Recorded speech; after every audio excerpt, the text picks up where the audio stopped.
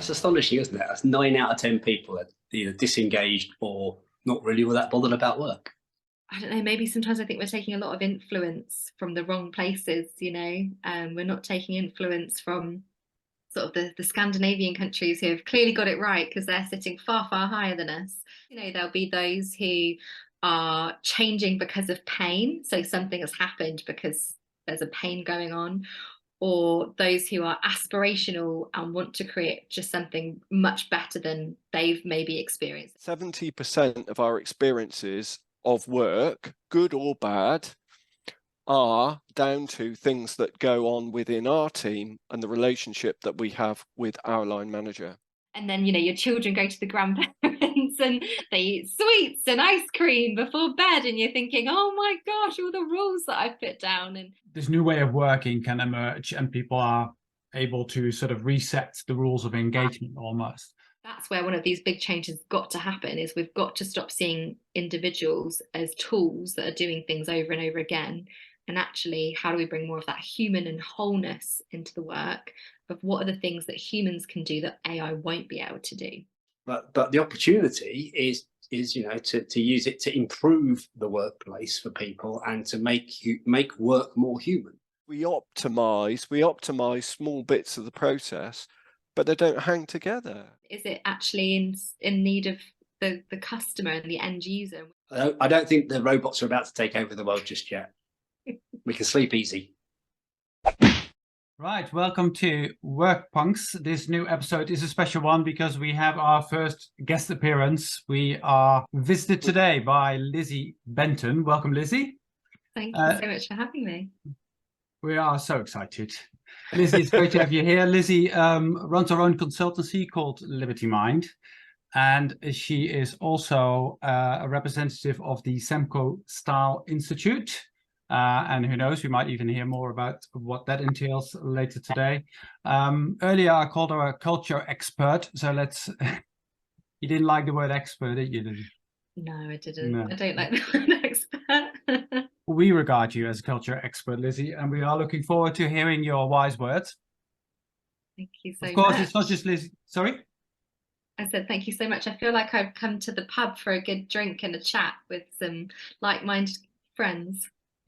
Well, that's exactly the feeling we're trying to create. Unfortunately, my drink for today is just the transparent kind out of the tap. Of course, today we also have Ben Simpson, and we have Colin Newlyn and myself, Paul Jansen, as always. What are we talking about today? A range of topics. I really like to pick Lizzie's brain on her thoughts on how people change in organizations, because that's not as easy as it seems. But let's start with that all famous survey that comes out every year about how happy, or rather how unhappy employees are across the world, the annual Gallup survey. And Lizzie, you had some observations about that, didn't you? Yeah, absolutely. So yet again, another State of Global report comes out and tells us that work isn't great, and the UK and Europe are some of the most disengaged workers in the world. So I think the UK is third, ranked the third worst. So it's really quite painful reading, to be honest. It's 10%, isn't it? Yeah, 10%. That's astonishing, isn't it? That's 9 out of 10 people are either disengaged or not really all that bothered about work. So what do you think makes it so particularly bad in the UK? One thing that stands out to me particularly is we do seem to still have this very outdated philosophy of overworking and that badge of productivity, and still believing that it's about what we're inputting rather than what we're outputting. And so I feel like there's a myriad of reasons why the UK is still falling dreadfully behind the rest of the world.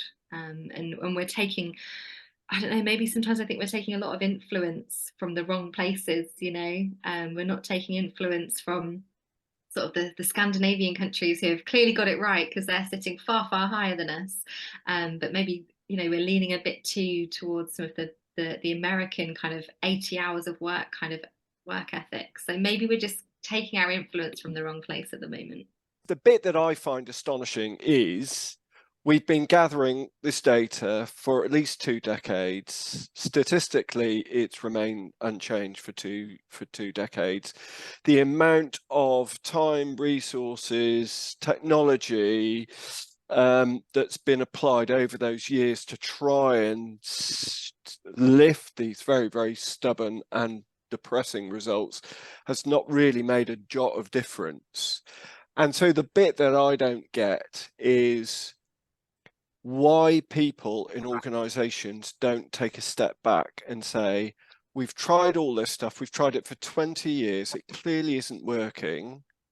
It's a systemic problem, so therefore it requires a systemic solution, something that embraces the inherent complexity of organizations and addresses the causes and not the symptoms. So I don't understand why that isn't a thing. I don't understand why that isn't what everybody's talking about in this on this topic, but almost nobody is. So Lizzie, if you've got an answer for that one, I'm absolutely all ears. You know, aside from all of us who are reading these things and maybe, you know, some HR directors or whatnot, who's actually reading any of this data and taking action from it? You know, it's really more merely a point of interest. I don't see anyone that ever reads some insight and then goes, oh, I must go and do something about this. You know, I think it feels really sanitized sometimes. There's no kind of emotive or actionable things to take forward. And with a lot of these surveys, I've never known anyone to read it and think, oh yeah, we must change something. It's kind of like just reading something in the news. It's the same as when any of us get any data about something to do with our own health. We don't really take any action until we feel something painful is going wrong. Is that perhaps because you think it's not you, it's them?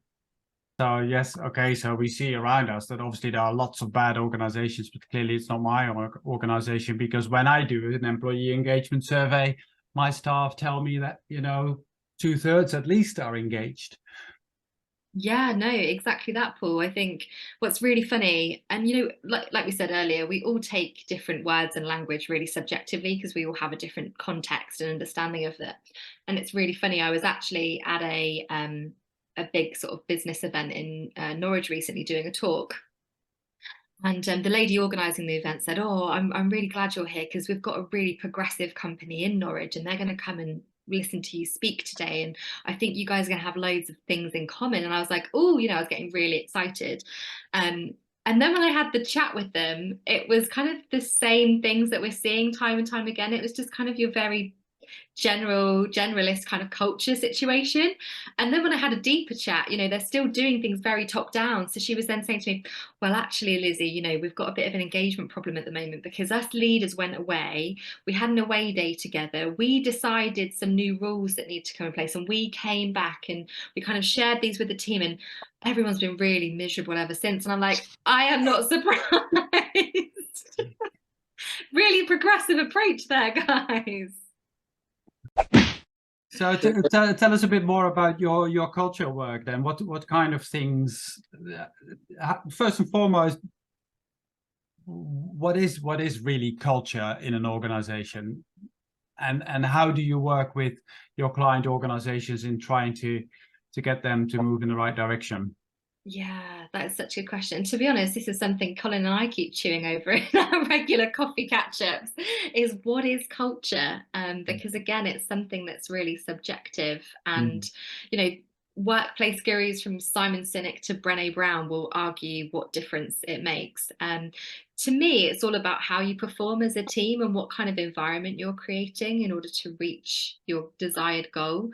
So the way I work is quite progressive. So, you know, I use a lot of self-management practices. A lot of, you know, the SEMCO framework is something that I use to create a lot more of a holistic approach towards what, you know, what does the workplace look like to these organizations, and what is going to enable the team to perform to their absolute best in order to achieve something together. So I tend to come at it a very holistic way. I'm not really I haven't got a set way of coming at it. I'm not very dogmatic in my approach. I believe that, you know, every business and every team is different. So it requires different needs. But it's always the same thing, you know, with different clients. It's engagement, it's wanting to adapt and be agile to things that have happened. You know, I often put them in two different categories sometimes. You know, there'll be those who are changing because of pain. So something has happened because there's a pain going on, or those who are aspirational and want to create just something much better than they've maybe experienced. So, you know, for example, founders that have had a really crappy workplace in their previous careers, and now they're thinking, well, I'm now a founder or a CEO, and I don't want to create that same toxic workplace that I experienced previously. So I kind of put them in either the pain or the aspiration kind of groups. Do you see that there's a difference in how they are able to change themselves and adopt some of these new ways of working? Yeah, absolutely. So the more aspirational ones are much more open-minded, I would say. They're willing to, you know, be work punks and to challenge the status quo and to think differently about what they want to create. The ones who are in that kind of state of pain and change, sometimes what I find is they're wanting to go backwards and go, we've got this pain, how do we go back there when everything felt fine? What they don't tend to see is that actually we need to grow through the pain into something different, and we need to evolve. So that can be a bit of a mindset shift for people that they struggle with.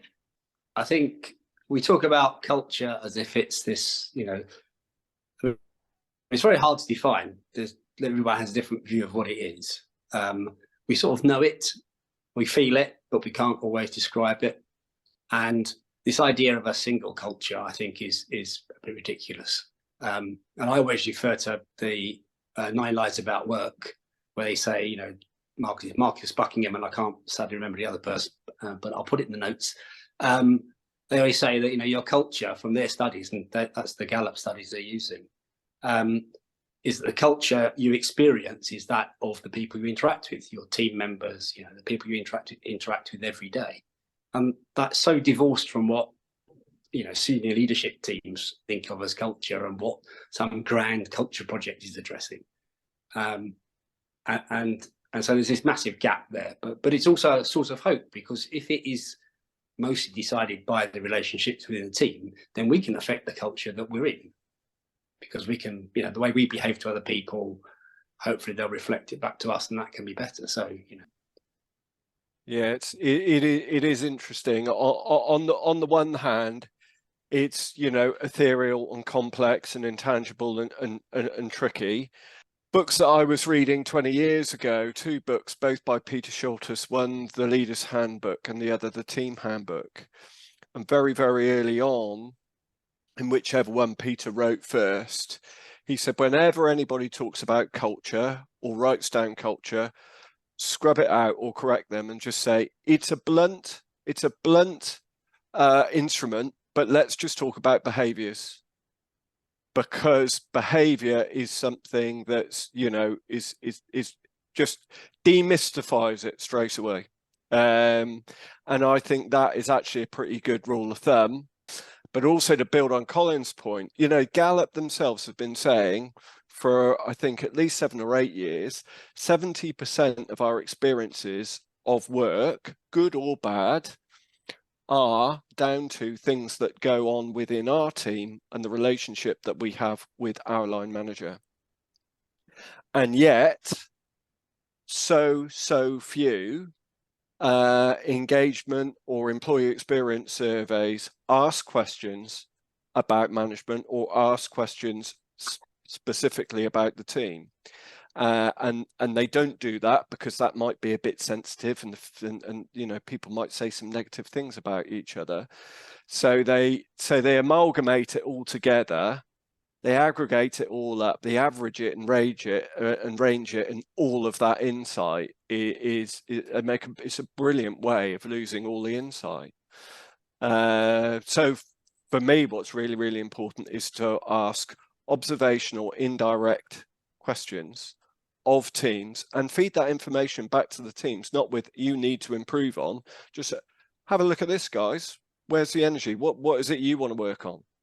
And I think if we did that, then we might see a bit of an improvement. Once you get down to that level of just data, you lose the richness of the context as well. So, you know, that there might be a weighted bit of feedback in there that gets completely disregarded because it's not part of the bigger sum of the total. So yeah, I totally agree with Ben's points there. Does that mean that that culture is more team-based than organization-wide? I very often talk about the climate of the team. I think Colin does as well. And the sum of all of those things aggregates up to the culture in the organization. So both are valid, both are, you know, both are worth having a bloody good think about. But as interventionists, I think, and this very much chimes with the whole idea of progressive organization, self-management, self-determination, as an interventionist, don't intervene at the top with the aggregate data and, you know, one size fits all and impose that down through the hierarchy. I think it's the same.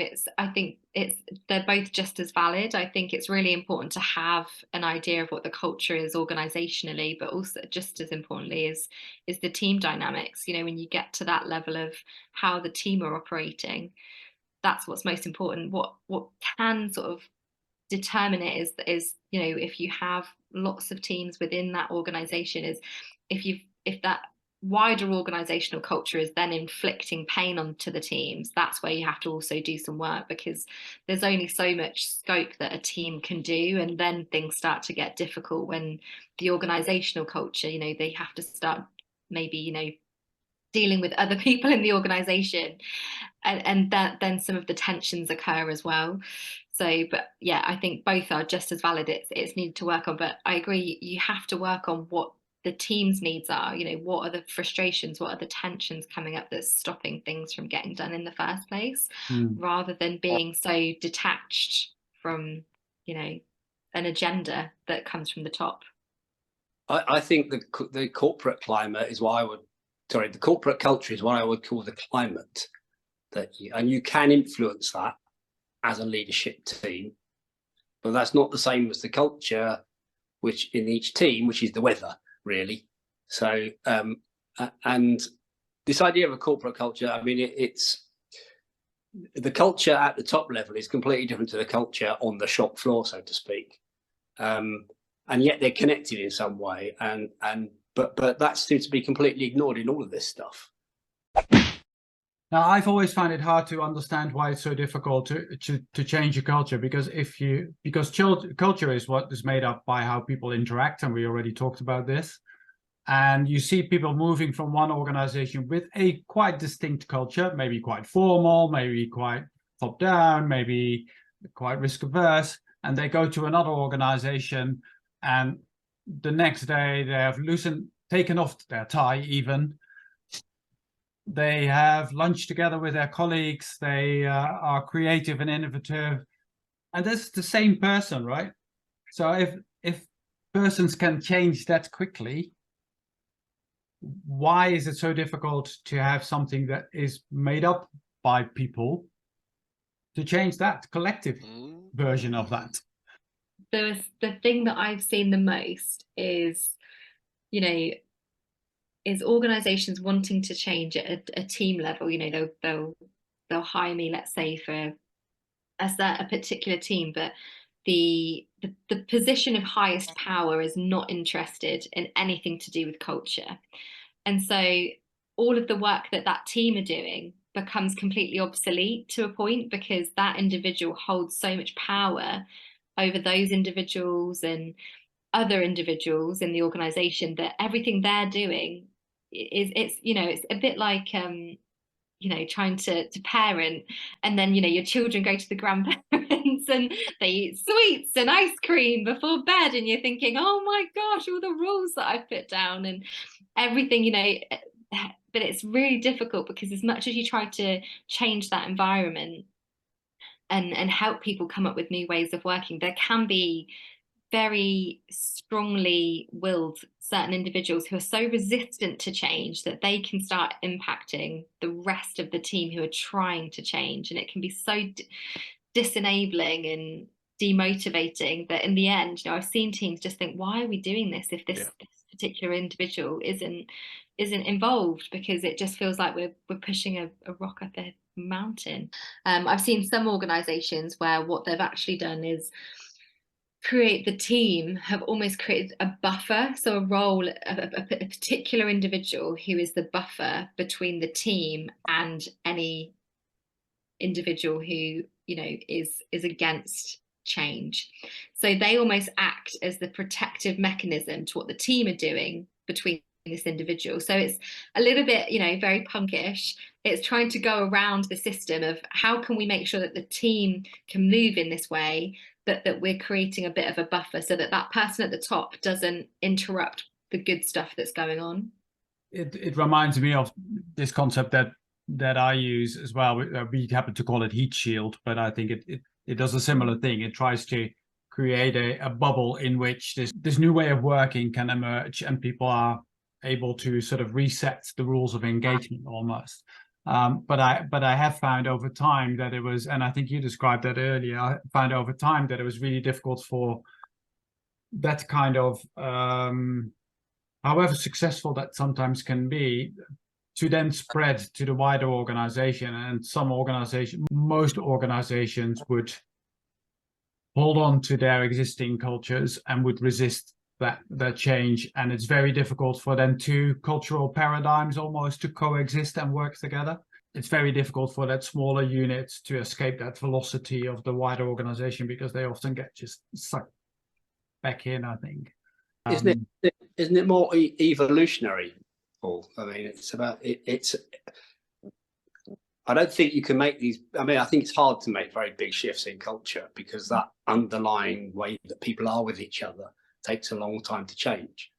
But I do think, I mean, that's why I'm excited by self-organizing and other progressive approaches, because that's a structural change that brings about behavioural changes. If an organisation commits to that, then there will be changes. So, I mean, I know that ANZ Bank, I think as it was, they switched over to the sort of more of the Spotify model of squads and guilds and that, and that has to have an impact upon culture. That has to, because all the old rules don't apply anymore. You can't climb the greasy pole because there isn't a greasy pole to climb up anymore. Still going to be power imbalances, and there's still going to be loads of arseholes around the place doing what arseholes do, but it's going to start to shift it. And once it starts moving, and if you give the power to people to move it, then that's got to be the way forward, surely. There's a big difference in what you seek to do, kind of top down. So, top down prescriptions, even if they are to change the culture in it to be something that's more, human centric, is still a prescription. But if the top team give away permission to teams to share thoughts, themes, frustrations, and come together up, down, and across the organization, following their own energy and I think Colin's absolutely right. I think this speaks to very much an evolutionary and emergent journey as opposed to a revolutionary one. But, if there is a big picture process, Paul, your examples around, multiple levels of sign off that sends a strong message, and it's a embuggerance to people. You only need a few people in the organization, so we could actually do something a lot better that would be faster, less, more responsive, carry less bureaucratic load, and would mean that people could get on with their job and do it better. So if there's permission to do that from the top, then you can see from just one or two teams actually making changes that the whole organization might benefit from. Before anyone asks me whether I have an example of this happening in a 10,000 person organization, I don't, sadly, but I do live in hope. Well, there is, of course, and that organization is not nearly the size that you're referring to, but Charles Towers Clarke tells a great story about how he embarked with Pot Group on on adopting concepts of self-management, and I always refer to that as a bit of a dance that he's carried out with his organization. That on the one hand, he was quite clear on that if he hadn't pushed for it almost, it was never going to happen, but he also knew when to push and when to step back. And let the organization almost gave the organization the permission, as you said, and encouraged, or encourage, I suppose is the right word, encourage them to come up with solutions and priorities that they thought would work best. So that dance ultimately led to pretty much a bottom-up run organization. So that's a fascinating angle to take, I think. Do we think that AI has got anything to offer in the context of self-managing organizations and progressive organizations? Lizzie, what are your thoughts on that? Yeah, I've been deep diving into a lot of AI research recently, and it's fascinating stuff, the links between the growth of AI and its adoption, and the need for more agile organizations and flatter organizations as well, because it's true, you know, we've got so much technology that can enable us to work smarter and not harder.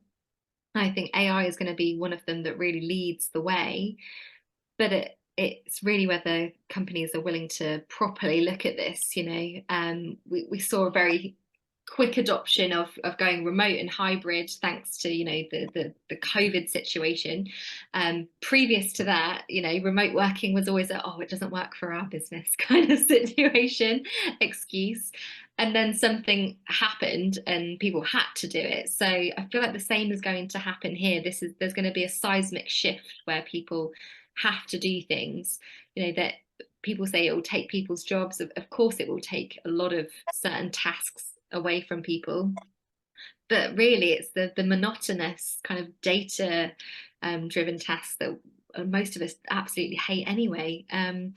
So I'm seeing a lot of interlinks between the need for this agility, for people to actually talk to their teams about, you know, the adoption of AI, the use of AI within their work, you know, how can we use it?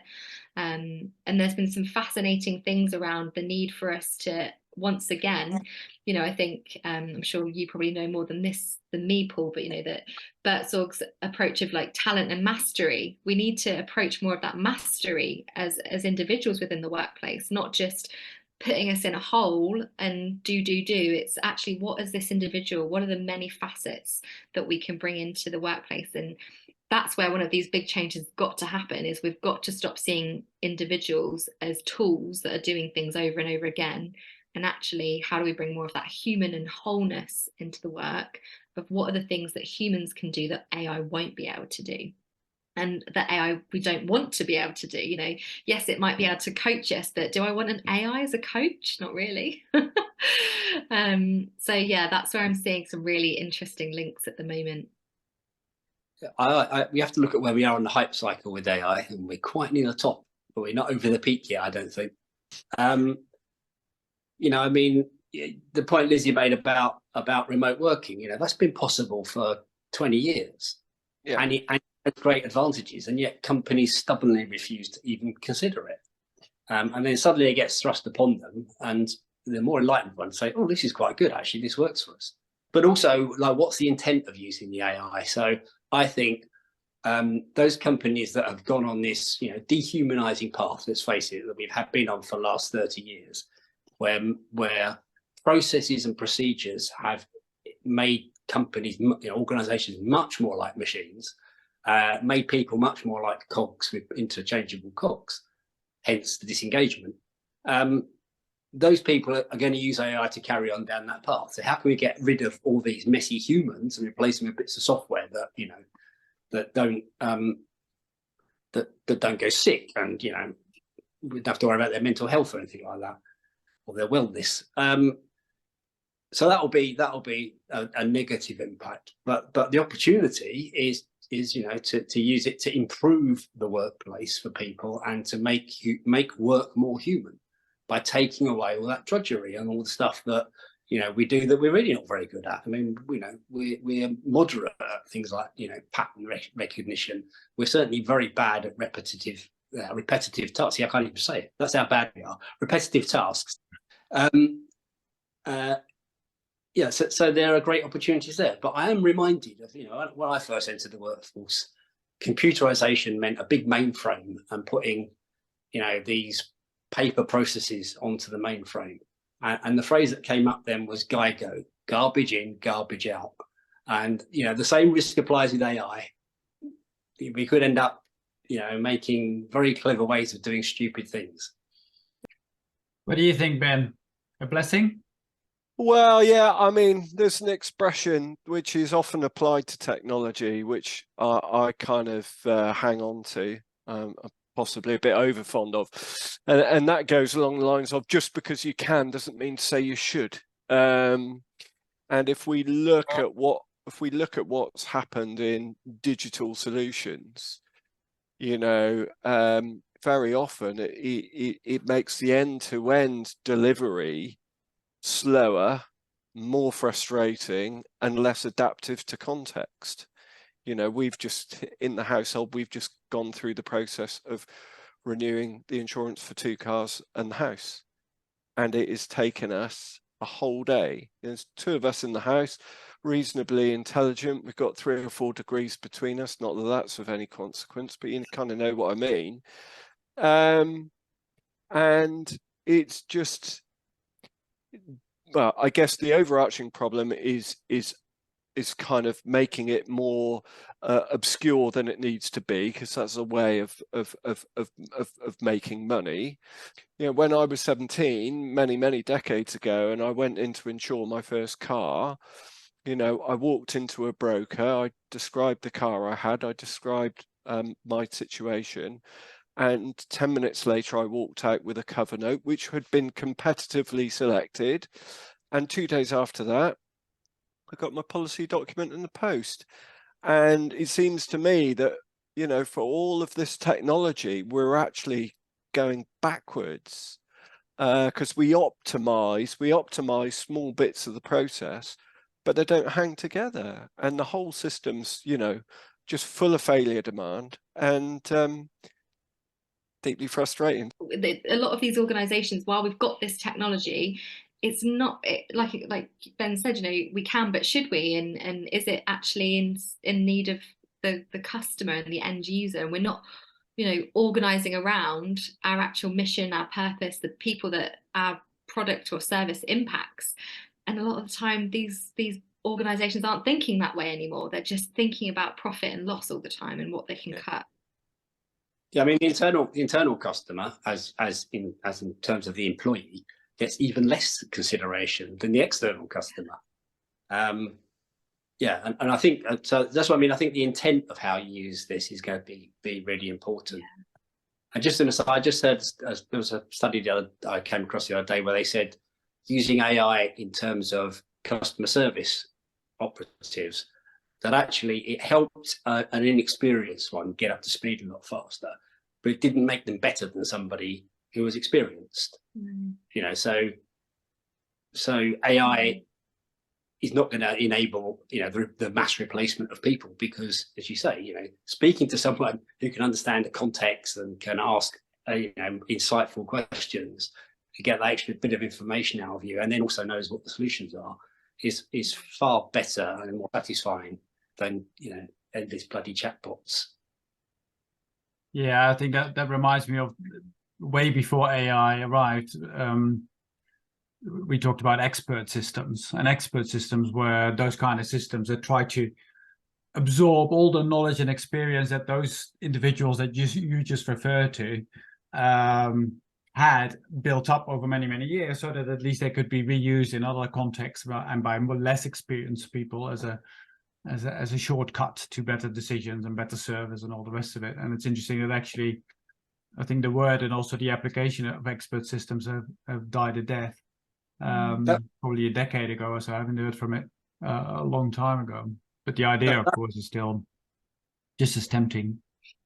That was a precursor of AI. So if people are getting anxiety dreams about AI, they want to remember this. Experts were, 10, 15 years ago, what AI is today. And IBM spent a fortune on Watson, I think, which was their engine for doing it.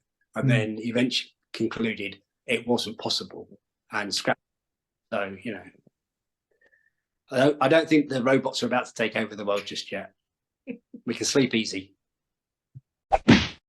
We will watch this development and we will kick the shins of it for many episodes to come, no doubt. I think we reached the end of this episode. Lizzie, it's been wonderful having you as our guest.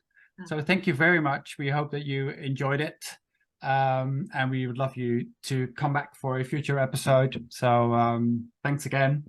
Thank you so much. Viewer and listener, thanks for joining us today. And if you want to comment on this episode, please do it in the commentary area or send us an email or a text or a tweet or a LinkedIn post. We are to be found pretty much everywhere. So thanks for watching and listening. See you next time. Bye. Cheerio, bye. Bye.